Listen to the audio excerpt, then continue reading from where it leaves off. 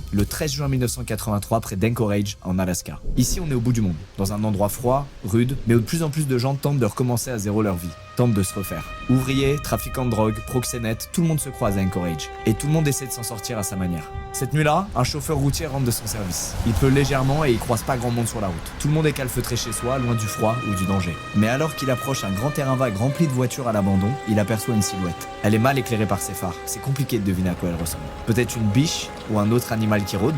Alors il plisse les yeux et réalise que c'est quelque chose de bien plus inquiétant.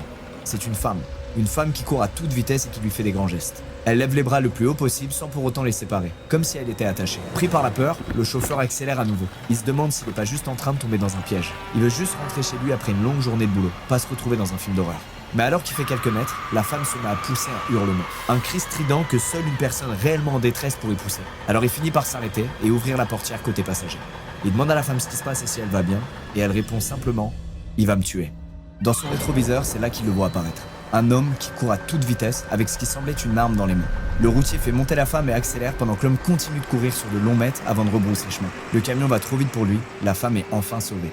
Pendant le trajet, elle n'en dira pas plus. Elle demandera juste à être déposée à un motel le long de la route où elle pourra retrouver des amis. En réalité, elle cherche juste à alerter le proxénète qui veille normalement sur elle. Et même si le conducteur insiste pour la conduire au commissariat, la femme refuse et descend au premier motel. C'est donc seul que le chauffeur ira faire sa déposition pour raconter tout ce qu'il a vu lors de cette nuit qu'il marquera à tout jamais. Mais ce qu'il sait pas encore, c'est que l'homme qu'il a vu dans son rétroviseur est bien connu à Anchorage. C'est un homme apprécié de tous et en qui tout le monde a confiance, un homme qui s'appelle Robert Hansen.